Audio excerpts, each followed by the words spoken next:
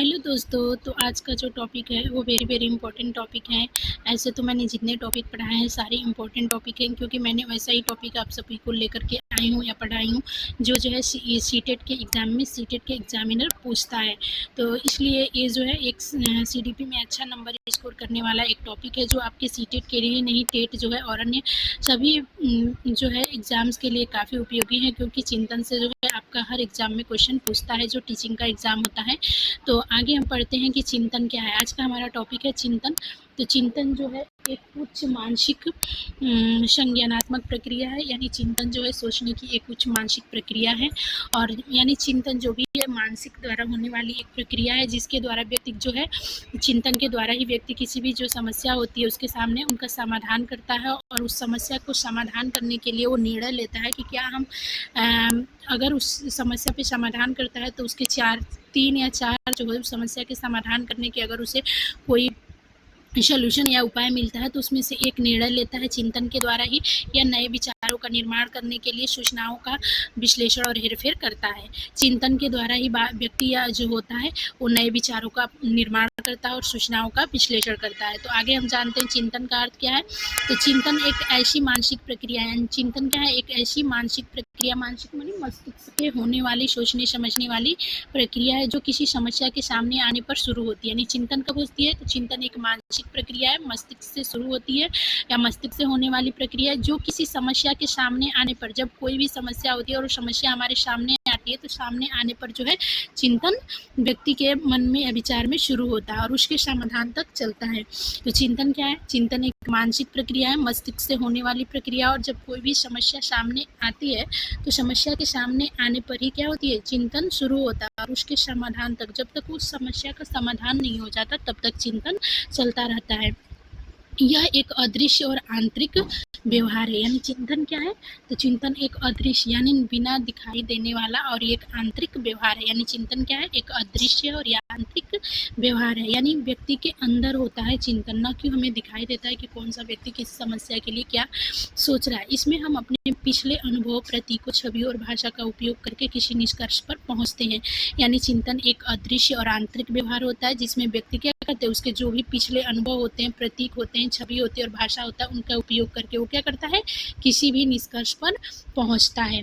तो चिंतन क्या है, चिंतन एक मानसिक प्रक्रिया है जो किसी भी समस्या के सामने आने पर वो चिंतन क्या होता है, शुरू होता है, और जब तक समस्या का समाधान नहीं हो जाता तब तक वो चिंतन चलता है। और चिंतन जो होता है वो दिखाई नहीं देता है, यह एक व्यक्ति के अंदर होने वाली प्रक्रिया है, जिसमें हम पिछले जब चिंतन करते हैं तो हमारे जो पिछले अनुभव होते हैं उनसे, जो प्रतीक होते हैं, जो छवि या इमेज होता है, जो हमारी भाषा होती है, इन सारी चीज़ों का उपयोग करके हम किसी निष्कर्ष पर पहुंचते हैं। आगे हम देख लेते हैं कि चिंतन की परिभाषा क्या है। तो मनोवैज्ञानिकों के अनुसार चिंतन को इस प्रकार परिभाषित किया जाता है। यानी चिंतन के बारे में भिन्न भिन्न मनोवैज्ञानिकों ने भिन्न भिन्न तरीके से अपनी जो है राय दिया है। तो रॉस के अनुसार है कि चिंतन मानसिक प्रक्रिया है, यानी मस्तिष्क से होने वाली प्रक्रिया है, जो ज्ञानात्मक पहलू है, जो ज्ञान के द्वारा ही व्यक्ति क्या करता है, चिंतन करता है। यह मन की बातों से संबंधित मानसिक प्रक्रिया है। गैरेट के अनुसार चिंतन, इन्होंने चिंतन के बारे में क्या किया है कि चिंतन एक प्रकार का अदृश्य और रहस्यमय व्यवहार है। यानी जो गैरेट है वो कहते हैं कि चिंतन क्या है, तो एक प्रकार का अदृश्य है, यानी चिंतन दिखाई नहीं देता है, और रहस्यमय व्यवहार है जिसमें सामान्य रूप से प्रतीकों, संकेत और विचार का प्रयोग होता है। उसके बाद गिलफोर्ड है, गिलफोर्ड के अनुसार है चिंतन एक प्रतीकात्मक यानी सिंबॉलिक व्यवहार है जो सभी प्रकार के पुनर्बलन से संबंधित है। तो इस प्रकार से आपका चिंतन का अर्थ था और चिंतन की परिभाषा है। आशा करती हूँ आपको इतनी चीज़ें समझ में आ गई होगी। तो आगे हम पढ़ते हैं चिंतन की प्रमुख विशेषताएं। एक बार आप लोग क्लास को लाइक कर दीजिए, प्लीज़ आप लोग क्लास को लाइक करिए, सब्सक्राइब करिए। अगर क्लास अच्छी लगी है तो अपने दोस्तों को शेयर करिए। ये जो टॉपिक है काफ़ी आपके लिए इम्पोर्टेंट है, और जो मैं चीज़ पढ़ा रही हूँ ये आप अगर पढ़ लेंगे तो सीटेट में आपका ज़रूर से ज़रूर अच्छा नंबर आएगा। इतना सरल और इजी लैंग्वेज में कोई भी नहीं पढ़ाएगा आपको। तो चिंतन की प्रमुख विशेषताएं क्या है, तो पहला संज्ञानात्मक प्रक्रिया। चिंतन की क्या है, तो संज्ञानात्मक प्रक्रिया, यह पूरी तरह से मस्तिष्क से जुड़ी और एक मानसिक प्रक्रिया है। यानी चिंतन की प्रमुख विशेषता क्या है, तो चिंतन एक संज्ञानात्मक प्रक्रिया और ये पूरी तरह से मस्तिष्क से जुड़ी है, और यह क्या है, मानसिक प्रक्रिया, मानसिक समझ रहे हैं ना, मस्तिष्क से होने वाली मानसिक रूप से प्रक्रिया है। यह लक्ष्य निर्देशित चिंतन हमेशा किसी न किसी उद्देश्य या लक्ष्य को प्राप्त करने के लिए किया जाता है। यानी किसी भी चीज़ पे हम क्या करते हैं, जब थिंकिंग करते हैं, सोचते हैं, समझते हैं, उस पर निर्णय लेते हैं, तो क्या होता है, वो चीज़ ऐसी होती है जो लक्ष्य निर्देशित होता है। जब उस चीज़ पे हम चिंतन करते हैं तो हमेशा वो किसी न किसी क्या होता है, उद्देश्य या लक्ष्य के लिए हम चिंतन करते हैं। अगला है समस्या से शुरुआत। चिंतन कब शुरू होता है? जब तक जीवन में कोई रुकावट या समस्या नहीं है तब तक वास्तविक चिंतन शुरू नहीं होता है। कह रहा है कि चिंतन कब शुरू होता है? तो चिंतन तब शुरू होता है जब हमारे जीवन में क्या होता है, कोई समस्या आती है, कोई प्रॉब्लम आता है, तब वास्तविक चिंतन शुरू हो जाता है। जब हमारे सामने कोई आकर के समस्या खड़ी हो जाती है, उसका कोई सलूशन हमें नहीं देता है, नहीं दिखता है, तब हम उस पर क्या करते हैं, चिंतन करते हैं कि हम इस समस्या से कैसे बाहर आए। तो उस समय जो है वास्तविक चिंतन शुरू होता है। प्रतीकों और चिन्हों का प्रयोग। इसमें वास्तविक वस्तुओं की जगह उनके मानसिक प्रतीकों, चिन्हों और भाषा का उपयोग होता है। जब हम चिंतन करते हैं तो मन में यही सोचते हैं कि जब हम इस वस्तु को लगा करके उस कार्य को करेंगे या इस व्यक्ति के द्वारा हम उस कार्य को कराएंगे तो कार्य हमारा क्या होगा, अच्छा होगा। अगर हम किसी प्रोजेक्ट के बारे में या किसी काम के बारे में सोच रहे हैं तो हम कब सोचते हैं कि हम ये कार्य अपना शुरू करते हैं करने के लिए, तो हम सबसे पहले क्या करते हैं, हमारे पास मान लीजिए कोई सोर्स नहीं है पैसे कमाने का, तो हम सोचते हैं कि चलो क्या करते हैं कि अगर हमारे पास नॉलेज है तो हम चलो एक मतलब कोई बिजनेस कर लेते हैं। तो बिजनेस के लिए हम वो क्या करता है, व्यक्ति सबसे पहले चिंतन करता है कि हम इस बिजनेस को करेंगे, इसमें इतने व्यक्ति को रखेंगे, इस व्यक्ति को रखने के लिए किस व्यक्ति को रखेंगे, हम कौन सा मटेरियल तैयार करेंगे। तो क्या करता है, उसमें विभिन्न प्रकार के अपने मन में प्रतीकों, चित्र और भाषा का उपयोग करता है और क्या करता है, उनका चिंतन में इन सारी चीज़ों का प्रयोग करता है। आंतरिक व्यवहार या बाहर से दिखाई नहीं देता है। क्या सामने आपके एक व्यक्ति बैठा है और वो क्या कर रहा है, उसके सामने कोई समस्या है, ठीक है, और वो व्यक्ति आपके सामने बैठा है लेकिन उसके जीवन में एक समस्या है, तो वो क्या कर रहा है, उस समस्या पे अपने मन ही मन क्या कर रहा है, चिंतन कर रहा है। तो क्या आपको पता है, अगर वो व्यक्ति सोच रहा है तो आप इतने से देख करके पूछ सकते हैं कि आपने क्या सोच रहे हैं, कुछ सोच रहे हैं, लेकिन ये नहीं पता चलता कि वो किस चीज़ पे चिंतन कर रहा है या चिंतन कर भी रहा है कि नहीं कर रहा है। तो यह चिंतन क्या है, एक आंतरिक व्यवहार है जो दिखाई नहीं होता है बल्कि यह मस्तिष्क के अंदर होता है।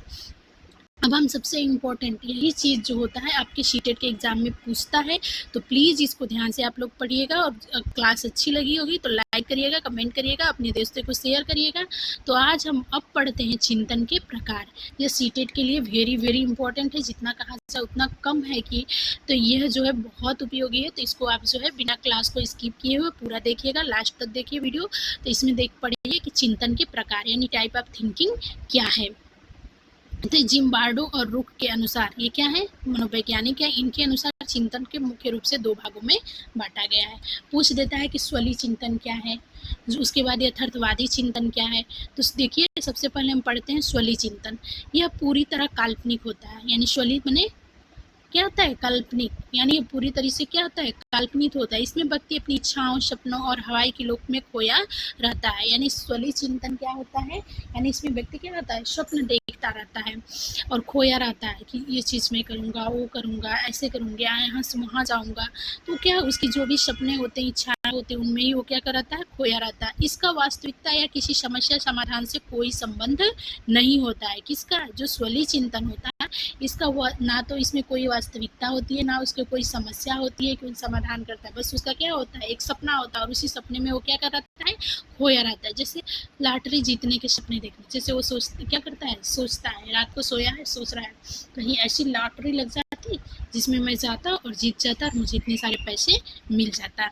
तो इस प्रकार का क्या है, ईश्वरी चिंतन है। उसके बाद है यथार्थवादी चिंतन, रिलेटिक्स चिंतन। यथार्थवादी माने वास्तविकता से जो जुड़ा हुआ चिंतन रहता है, जो चीज़ें वास्तविक हमारे सामने समस्याएं होती है और उस पर जब हम चिंतन करते हैं तो ये क्या है, यथार्थवादी चिंतन। इसको वास्तविक चिंतन भी होता है। तो यह वास्तविकता से जुड़ा होता है और इसका उपयोग समस्याओं को सुलझाने में किया जाता है। इसमें 3 महत्वपूर्ण प्रकार हैं। यानी पहला आपका था क्या था, स्वली चिंतन। स्वली चिंतन वह चिंतन होता है जब हम क्या करते हैं, हमारा कोई सपना होता है, सपने देखते हैं, दिनों दिन क्या है, बैठे हैं हम सपने देख रहे हैं कि हम शिक्षक बन गए। तो ये क्या है, स्वली चिंतन है। भले उसके शिक्षक बनने के लिए ना पढ़ाई की ना लिखाई की, कुछ भी नहीं है, लेकिन वो क्या है, सोच रहा है कि हमारे पास काश इतना पैसा आ जाता तो मेरे लॉटरी लग जाती है। तो ये क्या है, सारी चीज़ें स्वली चिंतन है जिनका वास्तविकता से कोई संबंध नहीं होता, ना उसके सामने कोई समस्या होती है कि उसका समाधान करने पर चिंतन करता है। उसके बाद यथार्थवादी चिंतन क्या है, तो यथार्थवादी चिंतन जो है इसे वास्तविक चिंतन भी किया जाता है, ये वास्तविकता से जुड़ा होता है और इसका उपयोग जो है समस्याओं को समाधान करने के लिए किया जाता है। व्यक्ति क्या करता है, जो उसकी जो भी समस्या होती है उसको सुलझाने के लिए किया जाता है। इसके 3 सबसे महत्वपूर्ण प्रकार है। किसका? यथार्थवादी चिंतन के 3 महत्वपूर्ण प्रकार है। पहला है अभिसारी चिंतन, कन्वर्जेशन थिंकिंग, यानी यथार्थवादी चिंतन के 3 प्रकार है। अभिसारी चिंतन, इसे बंद अंत वाला चिंतन भी कहते हैं। जो अभिसारी चिंतन है, इसके नाम याद रखिएगा, ये भी पूछता है, बंद अंत वाला। तो अभिसारी चिंतन इसे क्या बोलते हैं और किस नाम से जानते हैं? क्लोजेड इंडेड या बंद अंत वाला भी इसके नाम जानते हैं। इसमें क्या होता है कि इसमें किसी भी समस्या का केवल एक ही सही समाधान खोजा जाता है। यानी इसमें किसी समस्या का केवल क्या होता है, एक ही सही समाधान खोजा जाता है। केवल जो है ना अभिसारी चिंतन, इसे बंद अंत वाला पर कि इसमें इस जो चिंतन होता है सिर्फ एक ही उसका समाधान होता है। ये नहीं कि उसके एक से अधिक समाधान होते हैं, उसके सिर्फ एक समाधान होता है। तो इस किसी समस्या को केवल एक ही समाधान खोजा जाता है। ये बुद्धि और रटने पर आधारित होता है। क्या होता है? बुद्धि और रटने पर आधारित होता है। बहुविकल्पीय प्रश्न हल करना या भारत की राजधानी का नाम बताना। अगर कोई पूछ देता है व्यक्ति कि आपसे भारत की राजधानी कहाँ है, तो आप क्या बताएंगे कि भारत की राजधानी कहाँ है, ये बताएंगे। या जो है उत्तर प्रदेश की राजधानी कहाँ है, तो आप बताएंगे लखनऊ है। जो है भारत की राजधानी कहाँ है, तो नई दिल्ली है या दिल्ली है। तो इस प्रकार से क्या है, ये अभिसारी चिंतन है। जब किसी क्वेश्चन का सिर्फ एक ही आंसर है तो उसे उसे ही क्या कहते हैं? अभिसारी चिंतन कहते हैं। इसे कन्वर्जेंट थिंकिंग या क्लोज इंडेड या बंद अंत वाला क्वेश्चन भी कहते हैं। इसे 3-4 नामों से जाना जाता है। इसमें किसी समस्या को केवल एक ही क्या होता है? समाधान खोजा जाता है। यह रटने पे आधारित होता है या जो है एक यह बुद्धि और रटने पे आधारित होता है। इसमें कोई थिंकिंग वगैरह ज़्यादा नहीं करना होता है। तो ये भी क्या है? अभिसारी चिंतन। अपसारी चिंतन क्या है? Divergent thinking. इसमें मुक्त अंत वाला या ओपन इंडेड या आउट ऑफ द बॉक्स चिंतन कहते हैं। तो ये सारे नाम आप लोग ध्यान में रखिएगा। इसके आगे IMP लिख लीजिए। ये क्या है? वेरी वेरी इंपॉर्टेंट है। ये भी है और ये भी है। ये दोनों क्या है? वेरी वेरी इम्पोर्टेंट है। तो इन दोनों को आप लोग काफ़ी ध्यान से करिएगा कि अपसारी चिंतन क्या है। तो इसे मुक्त अंत वाला या आउट ऑफ द बॉक्स या चिंतन कहते हैं। इसमें क्या है विशेषता? तो इसमें एक ही समस्या के कई अलग अलग और रचनात्मक समाधान होते हैं। यानी इसमें क्या है, जब एक ही समस्या के क्या होते हैं, एक ही समस्या के कई अलग अलग और रचनात्मक समाधान होते हैं। यानी जो है आपका अपसारी चिंतन क्या है? अपसारी चिंतन वह चिंतन होता है जिसमें एक ही समस्या के कई सारे जो है निर्णय लेने के हमें क्या होते हैं? निर्णय ले सकते हैं। ये एक ही क्वेश्चन के कई सारे आंसर होते हैं, तो वो अपसारी चिंतन होता है। इसे क्या कहते हैं? ओपन इंडेड या आउट ऑफ द बॉक्स के नाम से जाना जाता है। इसे मुक्त अंत वाला के नाम से जाना जाता है। इसमें क्या होता है? इसमें एक ही समस्या के कई अलग अलग और रचनात्मक समाधान सोचे जाते हैं। यह सृजनात्मकता को क्या करता है? बढ़ावा देता है। उदाहरण, यदि पृथ्वी से सारा पानी खत्म हो जाए तो क्या होगा? इस प्रश्न पर सोचना। या हमारे बारिश नहीं हो रही है, अगर बारिश हो जाए तो इससे हमें क्या होगा? तो इसमें बहुत सारे, अगर बारिश नहीं हो रही है और अगर बारिश हो जाए तो बच्चों से पूछा जाए कि अगर हमारे क्षेत्र में बारिश नहीं हो रही है और बारिश हो जाए तो इससे हमें क्या लाभ होगा? तो क्या एक ही इसका आंसर है? नहीं, इसके बहुत सारे आंसर है। एक तो हमारी जो जितना इस टाइम गर्मी हो रहा है, गर्मी कम हो जाएगी बारिश होने की वजह से। दूसरा क्या होगा? पानी की जो समस्या है, पानी कम आ रहा है तो पानी भी जो है वो थोड़ा मिलने लगेगा। तीसरी हमारी समस्या है कि जो हमारे पेड़ पौधे आदि सूख रहे हैं उनके लिए भी क्या हो जाएगा? नमी मिल जाएगी, पानी मिल जाएगी। तो इस प्रकार से क्या है, एक ही क्वेश्चन के कई सारे आंसर हो जाएंगे। तो ये अपसारी चिंतन। उसके बाद है आलोचनात्मक विकासात्मक चिंतन। क्या है? तो किसी वस्तु या विचार के गुण और दोष दोनों को देखकर परखना। यानी आलोचनात्मक और विकासात्मक चिंतन क्या है?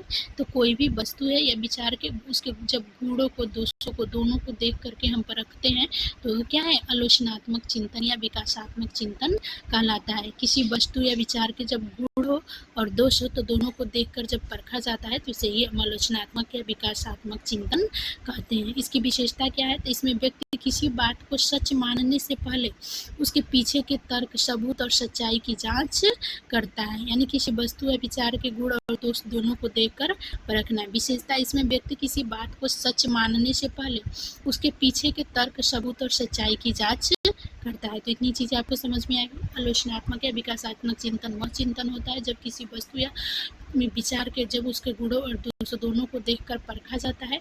तो इसमें व्यक्ति क्या करता है, किसी बात को सच मानने से पहले उसके कोई भी व्यक्ति जब बताता है कि वहाँ पे क्या है, वहाँ पे बहुत बड़े जो है एक व्यक्ति आए हैं, तो वो क्या करता है, वो देखना चाहता है कि वो बड़ा जो व्यक्ति महान व्यक्ति आया तो क्या सच में वो महान है।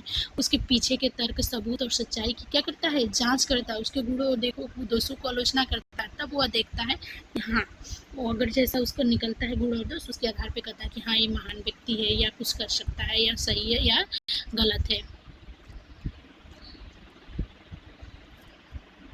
इतना था। अब हम पढ़ते हैं, आलोचनात्मक चिंतन हो गया, उसके बाद चिंतन के साधन या तत्व। जो चिंतन होते हैं, हम चिंतन करते हैं, इसके साधन क्या क्या होते हैं। तो चिंतन के साधन या तत्व में मस्तिष्क में चिंतन करते समय हम किन चीज़ों का सहारा लेते हैं। जब हम मस्तिष्क में चिंतन करते हैं तो हम उस समय किन चीज़ों का सहारा लेते हैं। पहला, प्रतिमा छवि, हमारे दिमाग में बनी किसी वस्तु या घटना की मानसिक तस्वीर है।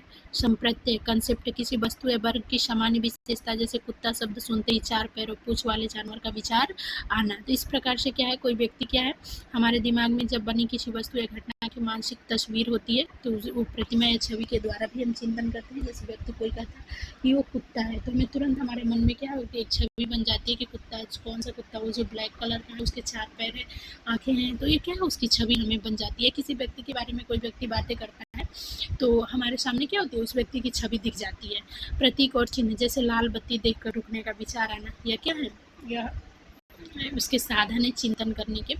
चिंतन का सबसे बड़ा माध्यम भाषा है। हम खुद से भी भाषा में ही बात करते हैं। सूत्र या नियम, गणित या विज्ञान की समस्याओं को सुलझाने के नियम। तो ये था आपका चिंतन। चिंतन का अर्थ था, परिभाषा था, विशेषताएं थी और चिंतन के प्रकार थे।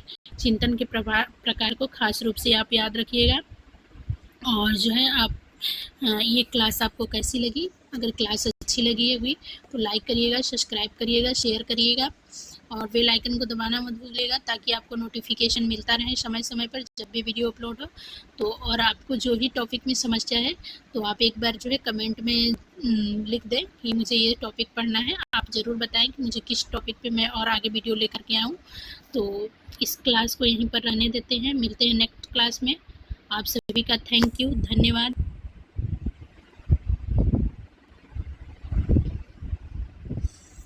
और एक चीज़, आपका पेपर अब पेपर में एक दिन कम ही होता जा रहा है परीक्षा में, तो प्लीज़ एग्ज़ाम की तैयारी में लगे रहें और एक अपना समय सारणी बना लें, एक अपना कि कब हमें क्या पढ़ना है, किस विषय पे अपना टेस्ट दें, मॉक टेस्ट करें, PYQ करें, अपना देखें कि किस विषय में जो है हमारा कम नंबर आ रहा है, उस पर और विशेष ध्यान दें, उस पर और ज़्यादा टाइम दें।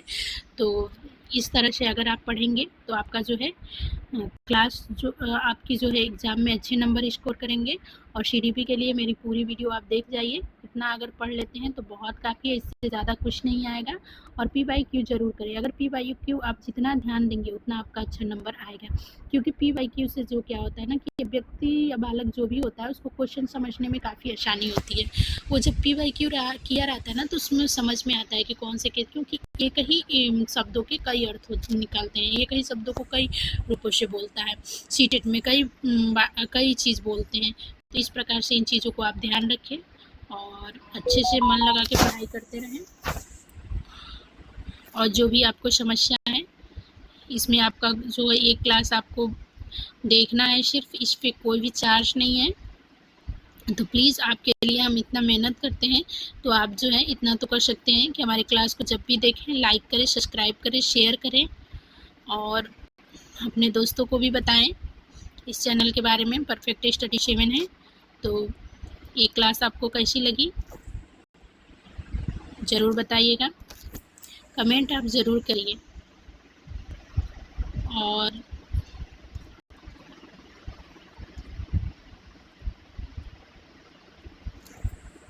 तो नेक्स्ट मिलते हैं हम नेक्स्ट क्लास में। थैंक यू, धन्यवाद।